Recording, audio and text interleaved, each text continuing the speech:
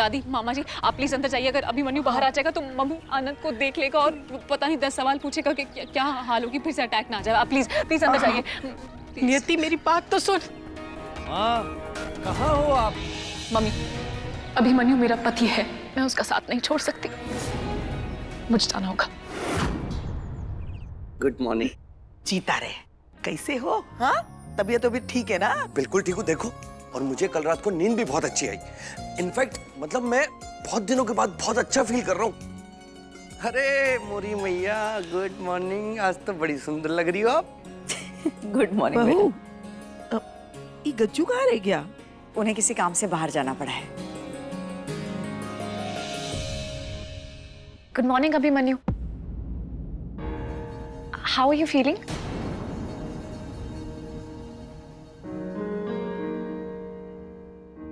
माँ, ये नर्स के नाम पे डक्ट टेप कहाँ से लाई हो आप?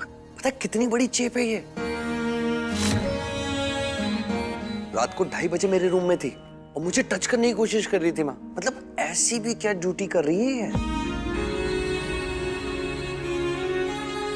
उसका काम ही वो है बेटा, तुम्हारा ख्याल रखना। नर्स है तुम्हारी वो। माँ ठीक है, ख्याल रखना काम है, पर इतना भी क्या ख्याल रखना कि पेशेंट के सर पर ही बैठ जाए? माँ पता है, मैं बड़ा अनकंफर्टेबल हो जाता हूँ जब ये मेरे आसपास होती है। क्या नाम बताया था तुमने अपना?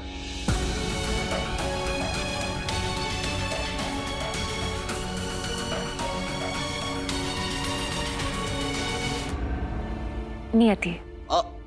नियति कैसा नाम रखा, याद भी नहीं रहता।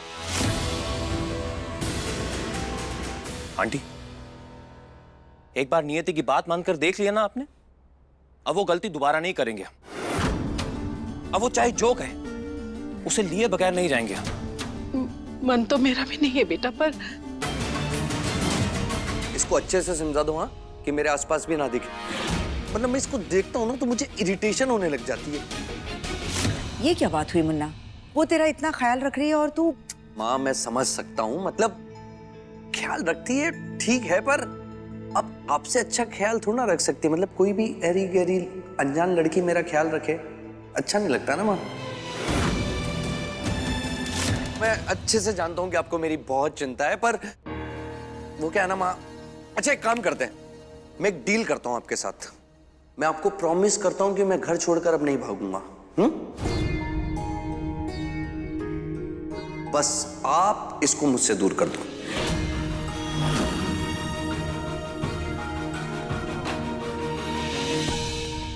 मतलब इतना बड़ा घर है मेरा, मैं क्यों सड़कों पर यूं अकेला घूमूं? अच्छा नहीं लगता है ना। तो बस आप इसको यहां से भगा दो और मैं घर छोड़ के नहीं जाऊंगा।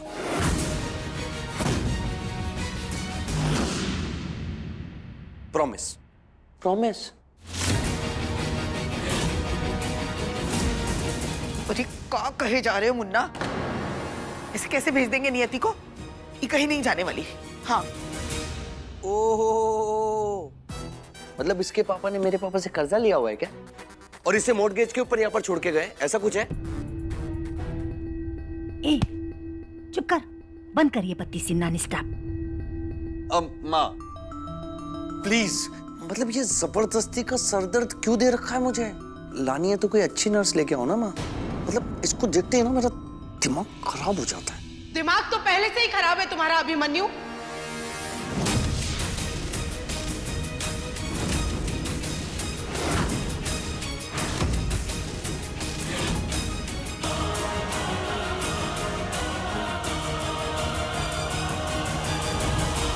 Mummy please. मम्मी? ये तुम्हारी मम्मी है? और ये सांड जैसा कौन है? भाई है? भाई को भी यहाँ पर ले आई तुम?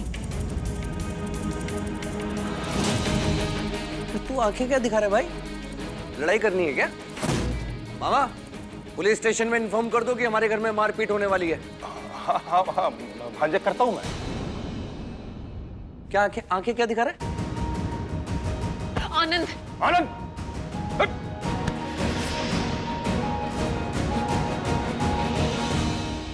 तू जानता भी है तू जिसके बारे में बात कर रहा है वो कौन है? पागल इंसान। आनंद, प्लीज कुछ आगे मत बोलना। हेलो, क्या मत बोलना? और तूने कॉलर कैसे पकड़ा? छोड़। कॉलर पकड़ के खुद को विलन समझ रहा है क्या?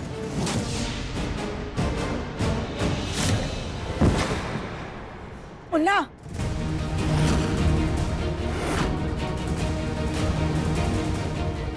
मामा, इसको उठने मत देना। उठे ना तो इसके घुटने के नीचे की टांगे। ए आनंद, बस। ये क्या कर रहा है बेटा? माँ, मैं क्या कर रहा हूँ? ये जो कुछ भी हो रहा है ना इस नर्स की वजह से हो रहा है। मतलब सुबह सुबह अपने घर वालों को बुला लिया इसने और मुझे बुली कर रही है। माँ, मुझे इसकी नीयत पहले से ही ठीक नहीं लग रही है। मतलब ये मेरी बीमारी का कैसा कैसा फायदा उठाएगी ना, हम लोगों को पता भी नहीं चलेगा। मतलब ऐसी लड़कियों का कोई कैरेक्टर, कोई मोरल होता नहीं।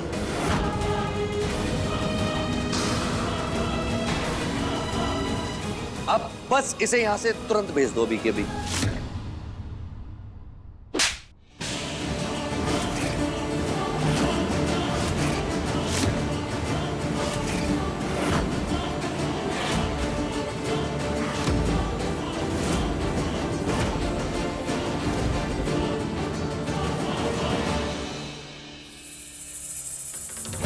तू मेरी बेटी की नियति के चरित्र पे उंगली उठा रहा है। पैसे का बहुत घमंड है ना तुझे, पर तुझे पता नहीं है कि तू उसकी उंगली की बराबरी भी नहीं कर सकता। माँ, प्लीज चुप हो जाइए, आगे कुछ मत बोलना। बस नियति, बहुत हो गया। इस एहसान फरामोश लड़के को पता चलना चाहिए कि तूने इसके लिए क्या कुछ नहीं किया है।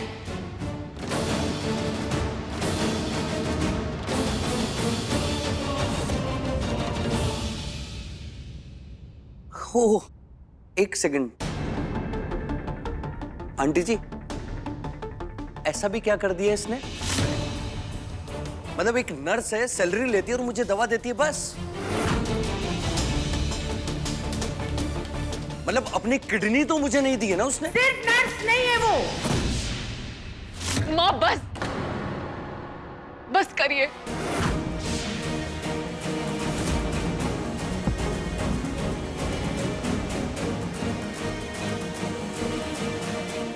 अब और नहीं। माँ, मनोरमा जी और गजेंद्र सर ने बहुत भरोसे के साथ मुझे इस घर और अपने बेटे की जिम्मेदारी सौंपी है।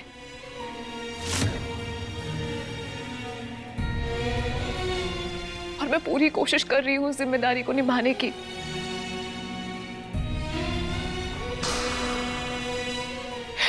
मैं अभिमन्यु जी की नर्स और केयरटेकर हूं।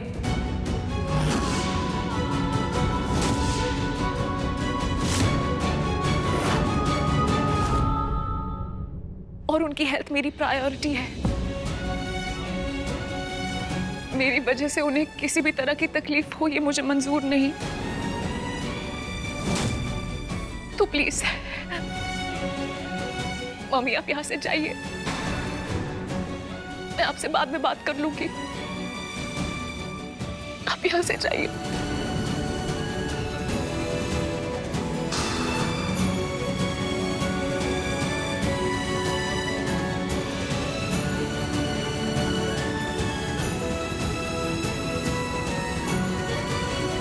सॉरी अभिमन्यु, वो मेरी मम्मी को ना। Shut up!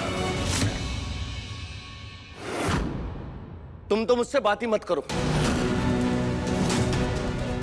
और भाई, ये सब हो क्या रहा है अपने घर में? मतलब एक नर्स अपनी मर्जी चला रही है हमारे घर में। उसके घर वाले हमारे घर में आके मेरे साथ बदतमीजी कर रहे हैं और यहाँ कोई कुछ भी नहीं बोल रहा है। मतलब मेरे को समझ ही नहीं आ रहा है कि यहाँ चल क्या रहा है।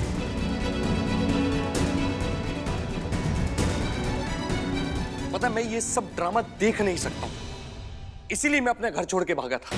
मुझे ना तो कोई टेंशन देनी और ना आपसे टेंशन लेनी। मैं जा रहा हूँ माँ। बाय। मुन्ना, अभिमन्यु। आप सब रुको, मैं देखता हूँ। अभिमन्यु, अभिमन्यु। मम्मी, मैं अभिमन्यु को छोड़कर नहीं जा सकती, प्लीज। नहीं नियति, मैं अब तक चुप रही, सच नहीं बताया। पर अब बस बेटा, बहुत कर लिया तूने, अब घर चल।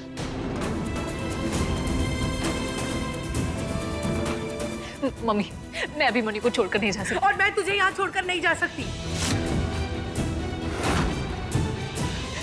बस करिए मम्मी, आप ऐसा क्यों बोल रही है? आपको पता था ना मेरी और अभिमन्यु की शादी इतनी आसान नहीं होगी। मैं इस घर में सिर्फ अभिमन्यु की पत्नी नहीं, उसकी नर्स बनकर भी आई हूँ।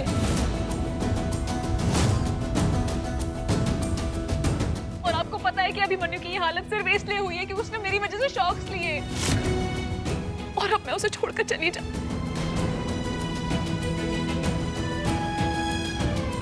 माना अभिमन्यु मुझे भूल गया है, लेकिन मैं तो ठीक हूं ना मम्मी। मैं उसका प्यार कैसे भूल सकती हूँ? मम्मी, इस वक्त अभिमन्यु को मेरी सबसे ज्यादा जरूरत है, और आप ही कैसे भूल सकती है मम्मी? कुछ दिन पहले अभिमन्यु इससे बदतर हालत में था, और आपने उसी हालत में मेरा और अभिमन्यु का कॉल करवाया। मुझे आपके सहारे की जरूरत है मम्मी, शिकायत की नहीं। मैं अपने पति को छोड़कर नहीं जा सकती।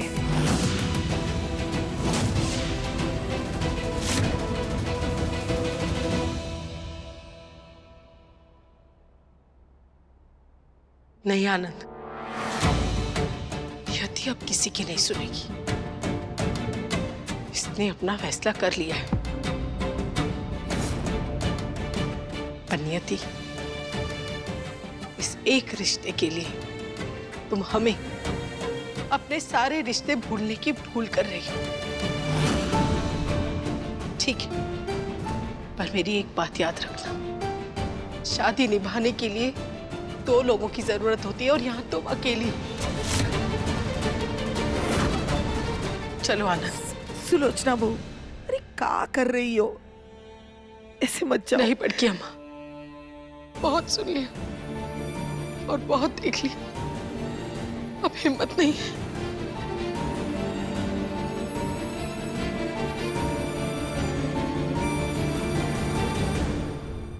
देखो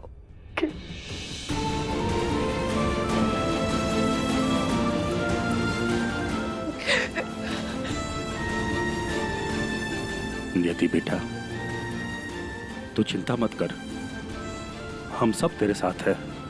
मैं सुलोचना भाभी से बात करता हूँ। मैं बात करता हूँ। दीदी, आप मेरे साथ आइए।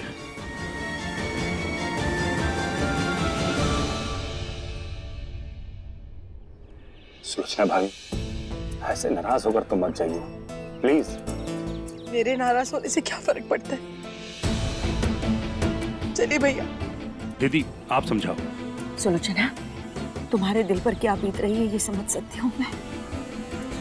ऐसे नाराज होकर मत जाओ। चलो भैया।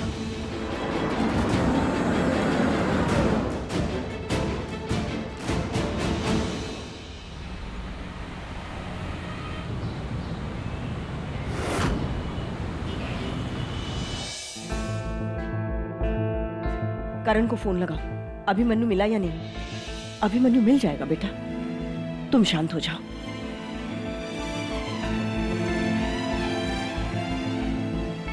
कहाँ है अभिमन्यु? अभिमन्यु? मैंने उसको फॉलो किया, लेकिन वो भीड़ में कहीं गायब हो गया।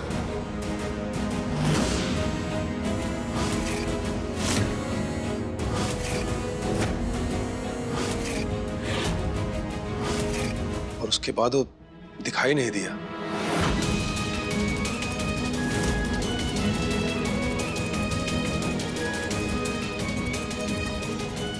अभिमन्यु ठीक नहीं है, शॉक के और पता नहीं क्या क्या साइड इफेक्ट हुए हैं उस पे। हम उसे अकेला नहीं छोड़ सकते, हमें उसे ढूंढना होगा।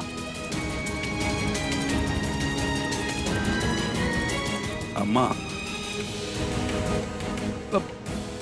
चुप हो जाओ, मिल जाएगा अभिमन्यु।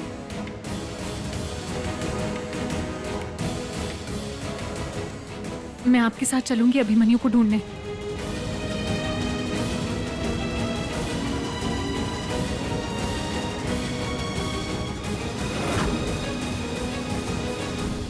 भगवान झूठ ना बुलाए, मुझे तो लगा था ये लड़की ना 1-2 दिन में ही भाग निकलेगी, लेकिन ये तो ना ठीठ है, ठीठ और चंट भी।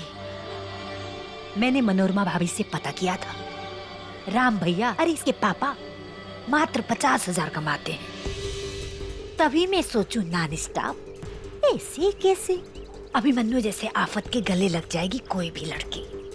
ये तो होल स्टॉप वाला प्लान लेके आई है। इधर अभिमन्यु हो जाए पागल और ये पूरे जायदाद पे कब्जा कर लेंगे। वो करण ही का काम है, सारा दिन जीजा जी के साथ साई की तरह चिपका रहता है। घर में बड़ा है तो उसे लगता है कि बिजनेस में भी बड़ा हो गया है। और हम बता रहे हैं कि अभिमन्यु का पगला जाने का ना सबसे ज्यादा फायदा अगर किसी को हुआ है ना तो वो करण को ही हुआ है। और जीजा जी भी अगर सबसे ज्यादा भरोसा किसी पे करते हैं तो वो करण ही है। पर जब से ये बंबई वाली बहू आई है ना, हमको तो लग रहा है कि हमारे बच्चे सड़क पर आ जाएंगे। इस घर में कुछ अच्छा हो ही नहीं रहा है। माँ, आप ऐसा क्यों बोल रही है? हमारे अभिमन्यु भैया का गौना अभी हुआ है, तो इससे ज्यादा खुशी की बात और क्या होगी? चुप करो तुम सीख चिल्ली। तुम्हारा ये भोलापन्ना बाहरी दुनिया में काम नहीं आएगा। वैसे तो ये बंबई वाले के आने से ना रूपरेखा की सारी हेकड़ी कम हो जाएगी। उसे लगता है कि यहाँ जो कुछ भी है उसके बच्चों का है। लेकिन अब देखना नियति कैसा टक्कर देती है। और देखो वो बंबई वाली है ना, उसको बोतल में उतारना है। उसके साथ एकदम कोंद की तरह चिपक जाओ, उसकी चहेती नन्नत बन जाओ।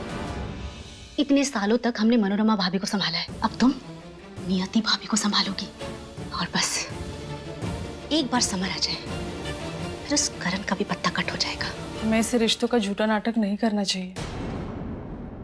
अच्छा, तुम्हें कहा लगता है कि गजेंद्र जीजा जी ऐसी ही वसीयत में हम लोग का नाम लिख देंगे? हाँ, अरे तुम्हारे बाप ने पूरी जिंदगी इस घर की चाकरी में बिता दी, बदले में मिला का ठेंगा। यही सब ना तुम्हारे और समर के साथ ना हो, इसलिए हमको ये सब करना पड़ रहा है, समझी? हमें भी कुछ सोचना होगा, पर इस बारे में ना करण को कुछ बताने की जरूरत नहीं है, समझी? वैसे नियति ने क्या कहा था? किसी भी तरह की परेशानी, दिक्कत, चिंता अगर अभिमन्यु को देंगे तो उसकी दिमागी हालत खराब हो जाएगी। तो थोड़ी सी परेशानी हम दे भी देंगे तो क्या होगा? एक पागल थोड़ा सा पागल है और पागल हो जाएगा। क्या बोलती है? ये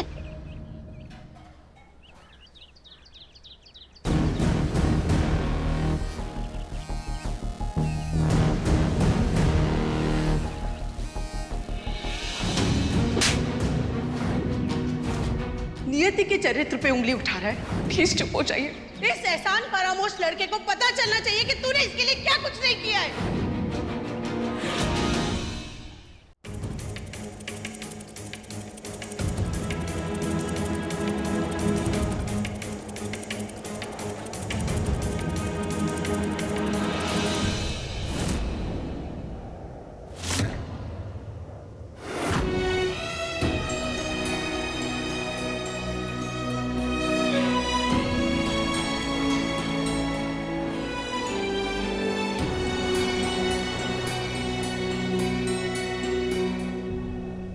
अभिमन्यु,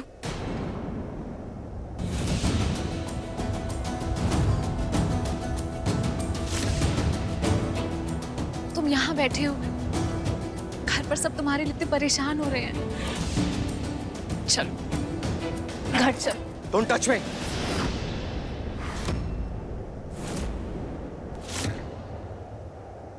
कमाल है यार, तुम्हारी माँ मेरे घर में घुसकर मुझे चाटा मारती है और तुम यहाँ कर इतना नॉर्मली बात कर रही हो मुझसे।